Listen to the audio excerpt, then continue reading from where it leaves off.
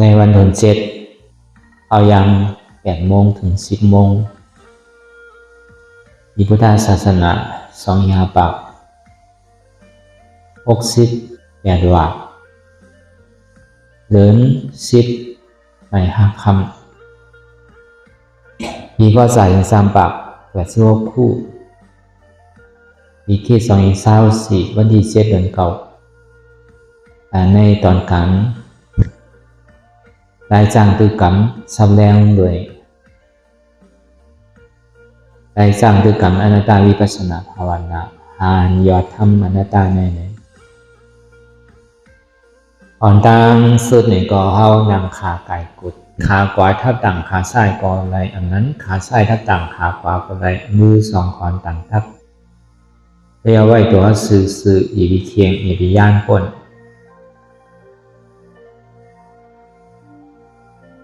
เพราะอย่างนี้เฮารับหูเนอปริยานปิญญาพอมาเข้าใจดีเอาอิดสร้างตือกรรมนั้นรับตาเนอปริยานปิญญาอยากตัวดีมันน้องวิญญาณธาตุใจเรียนเฮาหูนั่นอันไหนเสียอันไหนเดียนมันพูดบอกก็เป็นมานั่นไหนเฮาป้อมหมอวนวางแก็บตัดเป็นอนัตตาแล้ว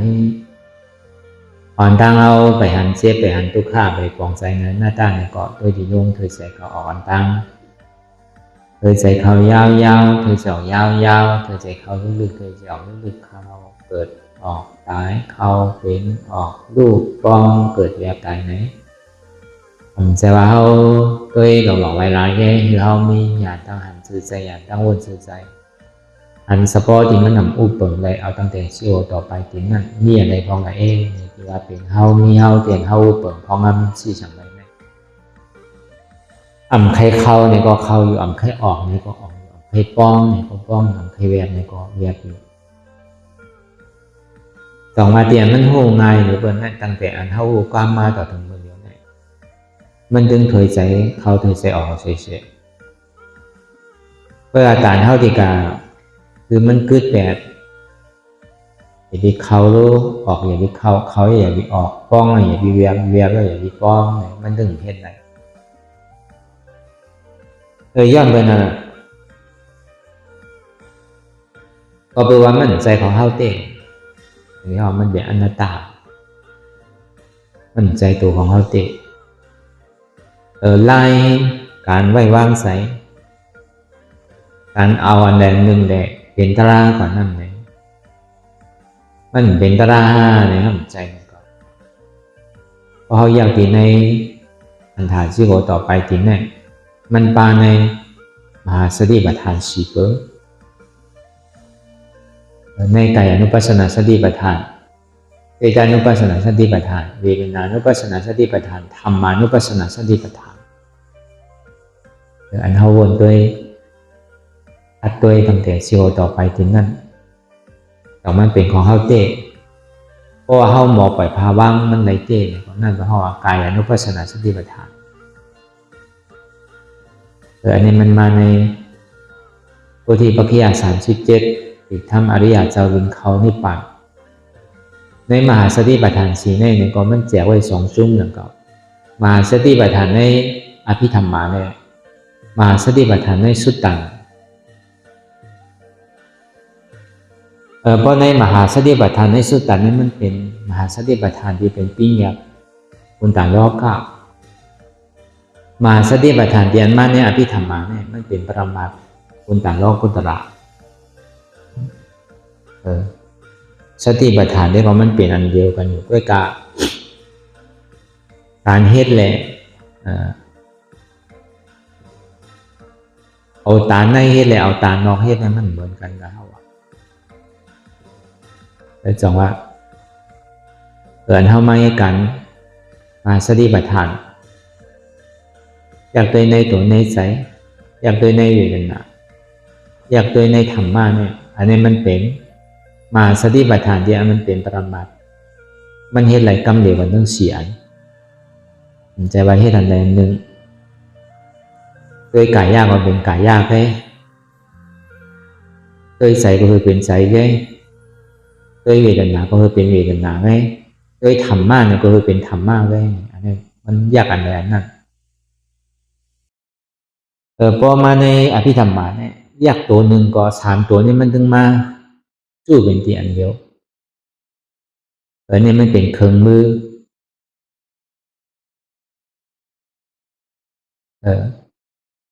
อาจจะเปิดพระโดนิพพานเอาว่าโพธิปัจจยะ37ปิดธรรมอริยะเจ้าวินเขานิพพานเอาตั้งแต่สติปัฏฐานที่สมาปัฏฐาน4อิทธิบาท4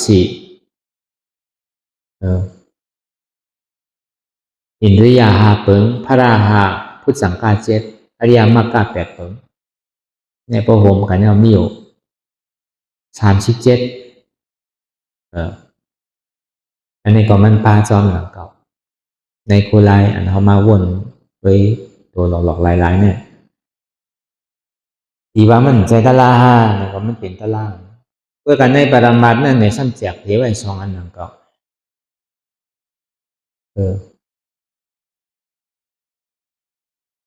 ด้วยตัวหันในตัวหันที่ว่ามันมีตัวด้วยใจหันในใจหันที่ว่ามันมีใจ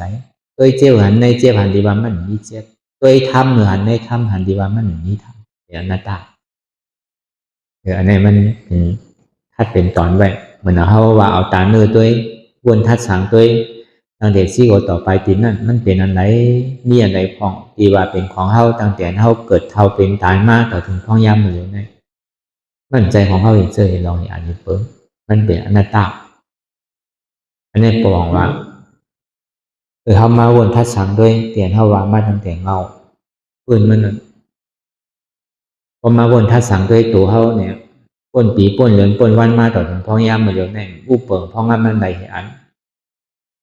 อันนี้มันอย่างนี้ลองตั้งที่มันเป็นรูปธรรมเลยว่าเอาตาเนื้อด้วยก็หันอันนี้มันเป็นไก่อนุปัสสนาสติปัฏฐานเป็นปรมาอยู่ก็กะมันเป็นตาเนื้อโกลายเห็นมันเตะมันโดดเป็นตาในก็กะมันบอกว่า2เปิงนั่นอันนี้พอมาตัวใส่เนี่ยก็ใจเดียมันพ่วงปิวกาวากาเปลี่ยนวนลึกวนเดินเปลี่ยนเดินเปลี่ยนเล่ามันยิ่งหยาบขึ้นขั้นขานใจซาแจมอยู่เช่นนั้นวนตั้งหลังในสังวนตั้งนาในสังอันนำวนนั่นในสังวนอยู่กาวากาเปลี่ยนนั่นในสังอันนี้พอมาตัวที่ลองตั้งใส่อันวนนั่นตั้งหลังก็ยาวตั้งนาก็ยาวอันวนก็ยาวอันวนอยู่พันก็ยาวอันนี้ก็คือเขาหูอ่ะคือหันท่านซ้อมใจว่าเมื่อเดี๋ยวนี้มันวนตั้งหลังในก็มันเหมือนหนังก้นตายมันวนตั้งนานเนี่ยก็เหมือนหนังก้นนอนรับอันวนสังลานั่นเนี่ยก็เหมือนหนังก้นตาบอดเตียนมันพ่วงผิวกาวากาเปลี่ยนนั่นย้อนเบอร์สังเนี่ยย้อนเบอร์วาใจเนี่ยก็กุมทิ้งจี้สังไรมันเป็นอนัตตาอันนี้มันเป็นตึกว่ามันยังตึกเป็นเปิกมันอยู่ก็ในสามมาเนี่ยมังขิงมังข้าวมังย่ำเนี่ยก็เปรียวๆมนๆเซ่อมังขิงมังข้าวมังย่ำเนี่ยก็ขี่ใจมองใจดีใจอุกใจให้ใครห้องใครให้บางเปาหลีลูจ้าลูในเวทนาที่มันพูดปอกเกิดขึ้นเป็นมานั่นไงแต่พอเดียวธรรมะของโลกล้อกามันวาดได้อันเปรียวมวลเสื้อนั่นก็เลยก็เสือกอันทุกข้านี่ก็เลยก็โกอันอุเบกขานี่ก็เลยก็ข้ามก็เอาในโลกุตตะวาในซึ่งทุกข้าที่มันพูดปอกเกิดขึ้นเป็นมานั่นไงก็อย่าไปโกสุขานั่นไงก็อย่าไปโจมเบกขานั่นไงก็อย่าไปข้ามในก็อุปเปิงเพราะงั้นมันในหนังเก่าเป็นอนัตตาอันนี้มันเข้ามาในเวทนานุปัสสนาสติปัฏฐานอันเท่าว่างลองตัวนี่มันเป็นกายอนุปัสสนาสติปัฏฐานอันเท่าหมอว่างลองใส่นั่นมันเป็นจิตานุปัสสนาสติปัฏฐานอันเท่าหมอว่างเวทนานั่นนี่มันเป็นเวทนานุปัสสนาสติปัฏฐานอันเท่าหัวอันสะพอตั้งปึกตั้งโมตั้งเสียงมาวนดีตัวก่อนมีตัววนดีใจก่อนมีใจวนดีเจ็บนั่นก่อนมีเจ็บใจตัวเก่าใจเก่าใจเจ็บเก่ามันเป็นอนัตตาอันเท่าหมอวนวางแตบตัดวางเป็นอนัตตาอะไรนั่นเลยในห้องธรรมานุปัสสนาสติปัฏฐานเนี่ยมันปาจอมมหาสติปัฏฐาน4เปิง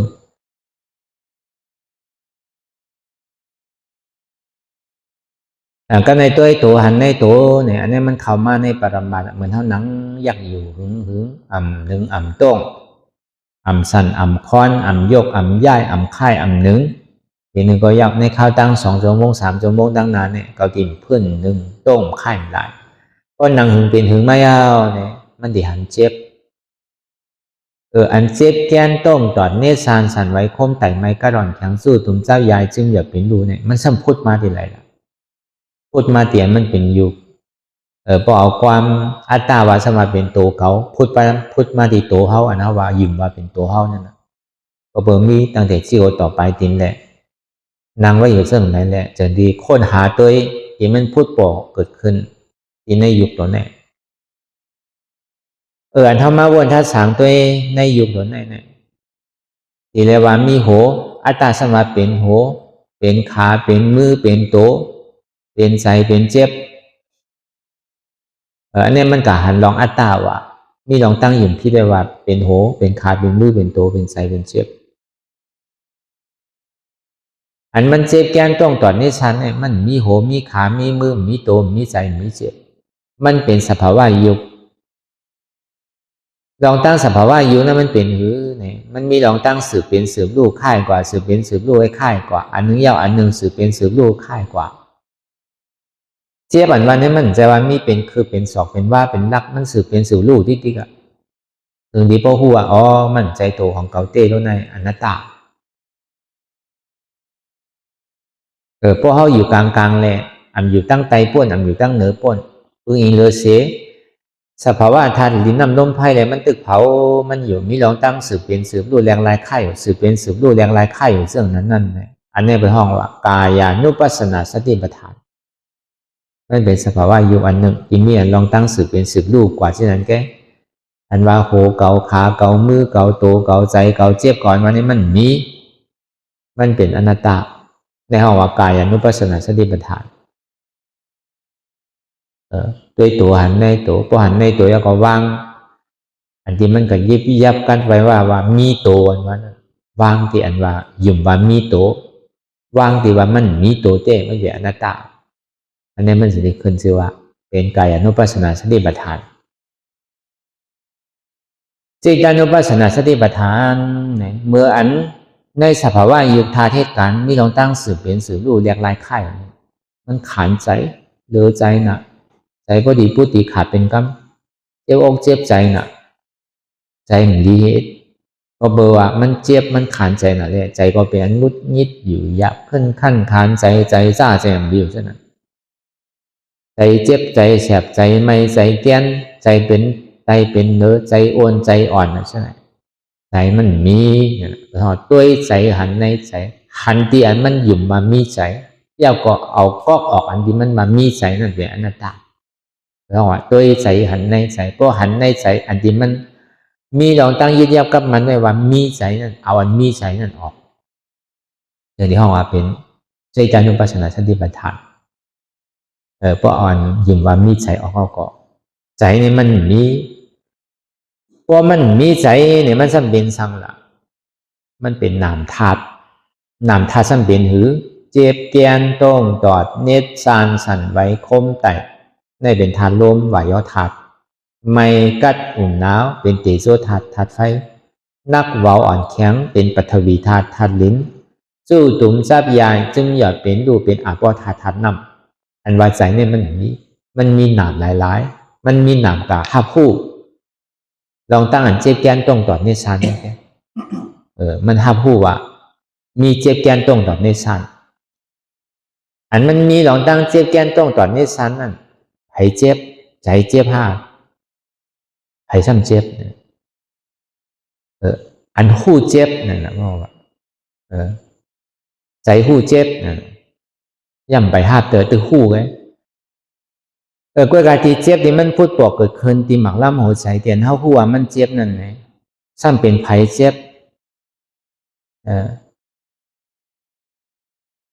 เป็นใจเจ็บเพราะฉะนั้นเนี่ยมีใจห้าเนี่ย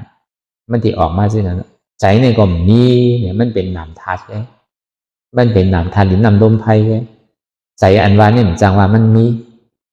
เพราะว่ามันมีเนี่ยก็มันที่มีใจเจ็บแบบน่ะจังที่ว่าเอาเตียนมันหยุ่มว่ามีนั่นน่ะมีใจนั่นเอาออกมีใจในกล่อมใจของเก่าเนี่ยหน้าตาก็ในประมาณในเวทนานุปัสสนาสติปัฏฐานนี้ซึ่ง อันมันหันง่ายหันดีแต่ห้องว่าทุกข้าเวทนานั่นน่ะสุขาอุเบกขาในห้องมันรัดถึงอ่ะก็เบอร์มันใจเป็นเส้นตั้งที่ห้าฐานได้มันเป็นเส้นตั้งปลายไงอุเบกขาในสุขาโดยการเส้นตั้งทุกข้านี้มันตีได้โหมโจมหับตอนมันจะเรียกว่า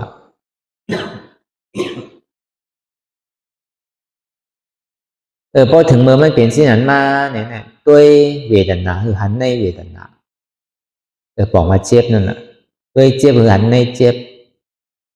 หันเดี๋ยวมันหยุ่มยามามีเจ็บเจ็บเนี่ยหยุ่มยามามีเจ็บนั่นน่ะเขาเจ็บมีเจ็บนั่นน่ะพอหันมามันมีเจ็บแล้วเนี่ยก็เอาอันมีเจ็บนั่นออกมันมีเจ็บพอมันมีเจ็บเนี่ยสังเป็นสังละเป็นเวทนาเป็นเวทนาธาตุมันปึงอิงเลยเสียยุบธาตุนามธาตุอะไรมันจะได้เกิดเวทนา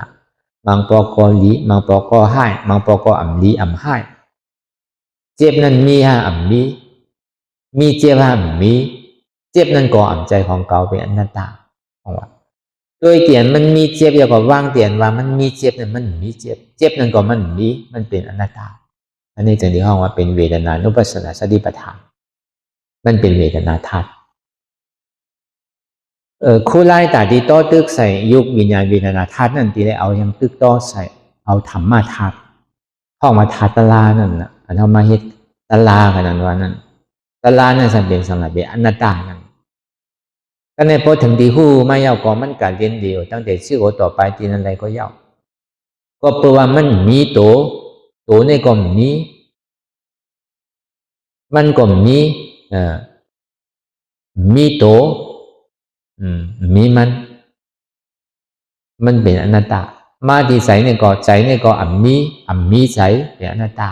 มาที่เจ็บนั่นเนี่ยก็เจ็บในอัมมีเจ็บเป็นอนัตตาอัมใจโตเก่าอัมใจใสเก่าอัมใจเจ็บเก่าเนี่ยนะพอเอาที่ตั้งดอกมันว่าพอเอาล้อนเอาแกนมันว่านั่นซ้ำอัตตาสมามีโตอัตตาสมามีใสอัตตาสมามีเจ็บอนัตตาสมบัติโตนั่นก็มีใจนั่นก็มีเจ็บนั่นก็มีมันเป็นอนัตตาอันนี้เราเป็นธรรมธาตุเอาธาตุตะลาก็ใส่ธาตุที่มันเป็นยุคธาตุยุคธาตุนามธาตุเวทนาธาตุอันนี้เรามหาสติปัฏฐานที่มันเป็นตัวปรมัตถ์เอียนมันผู้หันใดปรมาทันว่านั่นมันหับผู้ไหลตอนนี้มันสมาธิเลยล่ะไม่ยาวที่หันอยู่ผู้อยู่ยอมหับยาวกว่าว่างเป็นอนัตตาอันหันอยู่นั่นมันเป็นกายานุปัสสนาสติปัฏฐานอันผู้อยู่นั่นมันเป็นสิกขานุปัสสนาสติปัฏฐานอันห้าวันนั้นเนี่ยมันเป็นเวทนานุปัสสนาสติปัฏฐานเอียนมันวางไหลตั้งปึงตั้งโมตั้งเสียงในเป็นธรรมานุปัสสนาสติปัฏฐานตอนนี้มาปล่องความใต้ว่าหันอยู่ผู้อยู่ยอมหับยาวกว่าว่างเป็นอนัตตาหันเจ็บผู้เจ็บหับเจ็บวางเจ็บเป็นอนัตตาอันนี้มันเข้าไปในมหาสติปัฏฐานสี่หันทุกข้าหูทุกข้าหับทุกข้าวางทุกข้าเป็นอนัตตาหันว่าอัมมีโอเก่าอัมมีขาเก่าอัมมีมือเก่าอัมมีโตเก่ามีใจเก่ามีเจ็บเก่ามันเป็นอนัตตาอันที่ในห้องว่าธรรมานุปัสสนาสติปัฏฐานอันนี้มันกองกายกันเชียงๆก็ในพอมาวันดีกายอนุปัสสนาสติปัฏฐานปึงอิงเลยเสไว้กันในสี่เปิงเสียเนี่ยมันต้องคือกันจำที่ติกในยุควิญญาณเวทนาในเวทนาวิญญาณยุคในเวทนาวิญญาณยุคในวิญญาณเวทนายุคนั้นมันเป็นอนุโลมปฏิโลมพอเขามันเจ็บติดโตแห้งเนี่ยก็วนวางติดโตว่ามันมีโตเพราะวนวางติดโตก็เบอร์มันเจ็บโตมันจะได้ส่งมาหับส่งมาคือหันติดใจพอส่งมาคือหันติดใจเนี่ยก็ดีได้ย่อมหับก็ย่อมหับเนี่ยก็ว่างที่ธรรมะจะมาโหมโจมแต่ที่หับมันไว้เสียเพราะเขาถอนด้วยทำดีโคอันเท่าย่อมหับนั่นบอกว่าเขาโหมโจมแต่ที่ย่อมหับมันวางมันไหลมีวันทุกข้ามันปล่อมาเจ็บมันปล่อมาได้เขาใครแลนปลายหรือโน่เขาใครลุกเขาใครพื้นก่อนสองว่าใครพื้นใครปลายใครแลนคือก่อผู้ว่ามันตึงติ่มโป้นเหมือนหนังเงาแลนจ้ำโกนเท่านั้น เพราะฉะนั้นก็โหมโจไม่เลยเห็นหูอยู่จำมันดีหือยันสู่มันมาเย้าเนี่ยก็เข้าหลวหายเหตุทางเอาจ้องมันเก่งนะมันใจว่าเสือเนี่ยเข้ามาในจ้องเย้าในซ้ำโกเสือมันใจนะเสือเนี่ยย้อนเปิดว่ามันเป็นจือแล้วเขากลัวเสือน่ะก็เปิดเขามันจือเสือแล้วเขากลัวอันจือมันห้าซ้ำดีเลยหูตีปองมันทางนั้นมันจะว่าอะไรยินว่าเสือเนี่ยเข้ามาเนี่ยเสือเข้ามาว่าโกเสือโกดีไรมันโกเตียนมันจือเสือห้านั่นก็โกดีมันเป็นมีลายเสือห้านั่นก็โกดีมันมีสีขาเนี่ยก็มันซ้ำดีเลยหูตีปองมันจะว่าพอหันเสือโกเสือก็เดี๋ยวเนี่ยจือมันในอย่าไปโกว่ะลายมันในอย่าไปโกว่ะตัวมันในอย่าไปโกว่ะอันดีโกนั่นก็เปิดเรียบมันในเคียวมันว่ะมันจังเอาเขาตายจังเขาเจ็บอะไรนั่นก็เปิดเคียวมันหมอครบว่ะก็เปิดเรียบมันหมอย่ายว่ะอันนี้มันจังให้เขาตายเลยว่ะนางฮือแลเสือนั่นที่เป็นเสือเคียววางนางฮือแลเสือนั่นที่เป็นเสือมีเรียบนั่นเขาดูเหตุการณ์มันนะครับนั่นอันนี้บอกว่าลายอันที่ห้าพูดทุกข้าในเป็นที่ไหนดีเตเสือนั่นเนี่ยอันที่เธอเขาเจ็บในย้อนเบอร์ว่าเคียวมันได้เรียบมันก็ลงเขาสัมดีเลยให้ชื่อละนังคือเลยมันติ่มโคเขาเนี่ยเขาโหลดเถองามันแปดนั่นน่ะเขาโหลดตัดเรียบมันแปดนั่นน่ะเพราะมันมีเรียบก็มันจังให้ถือแล้วเพราะมันมีเคียวงาก็มันจังโคเขาก็ไหนคบจือมันเขาอ่ะเพราะมันมีเคียวก็ด้วยการซ้ำในอยู่จอมมันอยู่ด้วยการมันให้ท่ายเท่าไหร่หวังว่าที่นั้นแต่ที่เห็นหูอยู่จอมตุกขาเนี่ยก็เพื่อห้อมป่วนมันอะไรอ่ะชื่อก็ตึงติดในข่าวอันที่เห็นเขาตีตายแล้วเนี่ยก็เปิดเรียบเลยเคียวมันเหตุทางเราอัจองเนี่ยมันเป็นที่นั้นน่ะมันเป็นเรียบเสือเลยเคียวเสือก็เอาเรียบเอาเคียวมันออกเขาก็เสือเนี่ยก็เป็นเสือเคียววางเป็นเสือที่มันมีเรียบก็เป็นที่ไหนแต่ตีได้อยู่จอมมันอยู่ห้าตีได้อยู่จอมเสือแต่ก็การอยู่จอมตุกขาก็อ่ำโหตุกขาอยู่จอมสุขาก็อ่ำติดสุขาพอเขาอยู่ในกลางเกเสือยาวเนี่ยก็เสริมมีเคียวเสริมมีเรียบก็เขาใครอยู่ซื่อใครเป็นซื่อใครกว่าซื่อก็มันก็ตุ้มเตือนอติเปเป็นที่นั่นก็เขาว่าพอเขาเอาเหตุมันออกเหตุมันเต้นั่นอาจองมันเต้นั่นก็เพื่อเขามีลองตั้งหยุ่มพิดไว้ว่ามีหัวมีขามีมือมีตัวมีใจมีเจ็บอันนี้เนี่ยมันเป็นเคียวมันเป็นเคียวเสือมันเป็นเล็บเสือก็ดีว่ามันเป็นงูเตียนมันมีกล้องมันใจว่ากับโกว่ามันหันงูเลยโกงูกำเดียวงูซ้ำโกที่ไรมันโกเตียนมันมีตัวยาวเลยโกห้างูเห่านั่นก็เปิดว่ามันหมอห้องเสียงซื่อซ่าเนี่ยเลยเขาโกห้าเขาซ้ำโกที่ไรมันก็เปิดมันมีปิดมันมีกล้องเลยเขากลัวพอมันซักใส่เขาก็เขาจังตายนั่นก็เอากล้องมันออกเขาในซ้ำดีโกที่ไรมันงูนั่นมันก็เหมือนปลาเย็นกันนะมันดีจังเฮ้ยครับเพราะมันมีกล้องเขาก็เพราะมันมีปิดมีกล้องเขาก็มันก็เหมือนนั้นเป็นบางงูเนี่ยก็อย่าวินเนี่ยโกเตอร์ตัวงูเนี่ยมันเป็นอโจตุขาแกอจองตุขาในก็เปิดกล้องมันหมอซักเขานั่นเป็นอจองมันเป็นเหตุมันเสือนั่นก็อจองตุขาในเป็นเรียบเลยเป็นเคียวอโจมันเนี่ยเป็นลายเสือเป็นตัวเสือจังว่าพอเขาเอาพอเหมือนกล้องงูเนี่ยก็พอเอากล้องงูออกก็มันเอาเคียวมันออกเอากล้องมันออกก็มันจังเฮียงเขาครบจือมันเขาครบจือว่ามันมีปีแล้วนี่แหละเขาก็ติ่งในโกมันเหมือนเสือก็เหมือนนั้นดังเก่าเปิงหลงมันเนี่ยเหมือนนั้นดังเก่าถ้าไม่ให้การวิปัสสนาเนี่ยเขาสาวหาเหตุทางเงามันใจว่าการรับตีผลอโจมันเขาหลวนรับตีเหตุทางเงาอจองมันมันเป็นที่นั้นนะอันในตีเปรมันเป็นที่นั้นแต่ว่าเหตุทางเงาอจองมันในก็เปิมมีหูสันนี้มีเจ็บก็เปิมมีขาสันนี้มีเจ็บ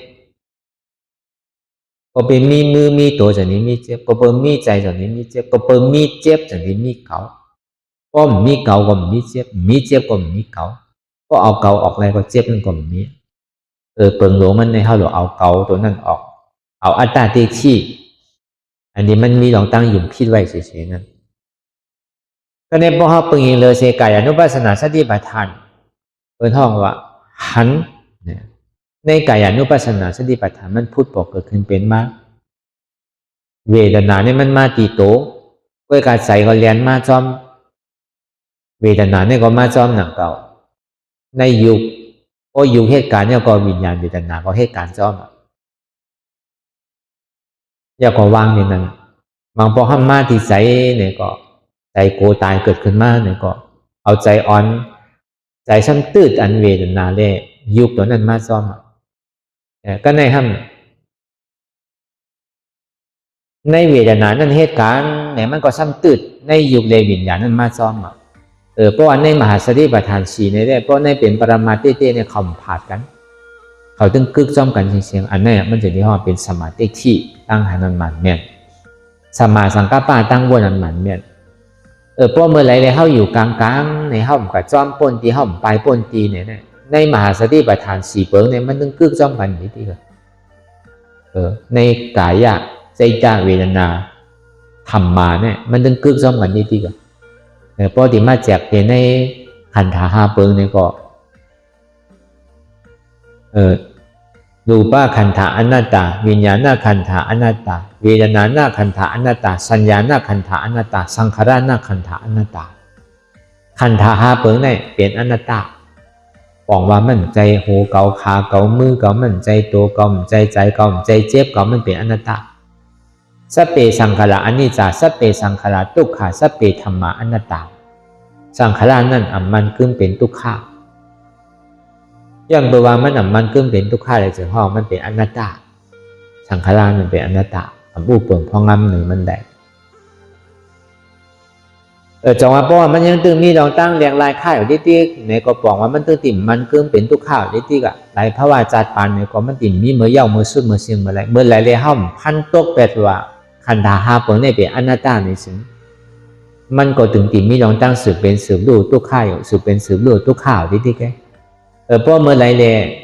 ลองตั้งหันหมันแม่นวนหมันแม่นขึ้นมาเหตุการณ์ซ้อมเอาเนี่ยก็เอามาวางไว้ซื้อนายเอาเนี่ยก็ตัดไปเลยเนี่ยก็สมาสังกัปปะเทียบตัดแปลว่ามั่นใจเขาอัตตาสมาเป็นเหมือนหนังมือเขาหานิ้วมันอัตตาสมาเป็นมือเก่าอย่าไปตัดมันไข่มันเลยเหมือนหนังเอามือเขามาวางไว้ดีเขียงอะไรเอาผ้าเม็ดงาไว้เอามาวางไว้ดีเขียงอะไรเอาผ้าเม็ดงาไว้ในขันธา5เปิงนั้นอัตตาสมาเป็นมือเมื่อไข่เลยอนัตตาสมามั่นใจมือเมื่อกันน่ะตัดไปเลยอธิเปียงไงเปียงเช่นนั้นตีปองมันอันนี้เขาว่าเปิงแตกมันกะเขาว่ามือตัดมือเตะหนังเก่านะบ่มปองใจมันก็ตัดมือมันใจนะนี่เขาว่าอธิเปียงมันตีปองมันลองตั้งหันหมันแม่นั่นมันเหมือนหนังขันธา5เปิงในเหมือนมือ5 นิ้วมาวางไว้ซื้อน้าเนี่ยเมื่อติดตาทำตาเพราะมันยังตึงมีรองตั้งเพราะว่ามือมันยังตึกวางไว้อยู่นั่นมันตึกเป็นอนิจจาทุกข่ายอยู่เพราะอยู่มากกว่ามันตาจากว่ามันกระกาดีได้ข่ายเลยนะมือหาขอนทิฏฐิพันมิตรตัดลงก็เนี่ยเพราะว่ามันมาเปียอยู่ใน2 นาตั้นตายเอาในตัดไปแล้วเนี่ยก็เอาสมาสังกัปปะตัดเปียตึงหันอยู่เลยก็ยาวมีน่ะมือหาขอนนั่นขันธา5เปิงนั่นก้อยไปแล้วน่ะที่เปลี่ยนเป็นเช่นก้าวว่ะอันนี้ก็เอาปิญญาไผ่ห้างไผ่ห้างมันเนี่ยแหละเกลีกว่าห้างไผ่ห้างมันอันที่เปลี่ยนมันเป็นเช่นนั้นเพราะเมื่อไรแหละหันว่ามันมีโหมีขามีมือมีตัวมันจะดีเป็นสมาธิที่เพราะเมื่อไรแหละหาว่างเป็นอะไรเชียงในขันธา5เปิงเนี่ยมันจะดีเป็นสมาสังกัปปะในปัญจที่ห้องอันเขามาจ้างด้วยกรรมกันเนี่ยเป็นมหาสติปัฏฐานอันนี้ก็เอามาใจเป็นในยุวิญญาณเวทนาก็ได้ในยุคธาตุนามธาตุเวทนาธาตุธรรมะธาตุในกองมันก็เข้าจ้องกันเสียในมหาสติปัฏฐานในขันธา5เปิงเป็นอนัตตาในกองมันก็เข้าจ้องกันเสียนั่นก็มันยาวแต่ว่าเขาที่เอามาใจตื้อกรรมซื้อติไรเฮ็ดลายซื้อในก็นั่นก็ในก็เอาญาณเป็นยาววนดี ทำนี่ก็คือหันทำใจก็หู้หันว่ามีโหมีขามมีมือมีโตมีใจมีเจ็บทำใจหู้ว่ามันเป็นอนัตตาทำนี่หันเจ็บแกนโต้งตอนนี้สานสานไว้โค่นไต่ไม้กระดอนแข็งสู้ถุมจับยายจึงหยดเป็นลูกทำใจหู้หันเจ็บแกนโต้งตอนนี้สานสานไว้โค่นไต่ไม้กระดอนแข็งสู้ถุมจับยายจึงหยดเป็นลูกในเป็นอนัตตาในก่อเขาวนยาวยาวพยายามหึงอย่าไปว่าไพ่นะอย่าไปว่าเทิงนะเตียนเท่าหันเตียนเท่าวนเตียนเท่าวนเท่าหันคือมันเปลี่ยนเปลี่ยนกันกว่าวนต่อถึงเจ็บมันโปรสุดวนต่อถึงตุกขาโปรสุดตัดต่อถึงอัตตาโปรตกพุทธขาดกว่าอะไรที่มันพูดบอกเกิดขึ้นเป็นมานั่นให้เขาปอหมอวนวางแยบตัดเป็นอนัตตาสะพอไหล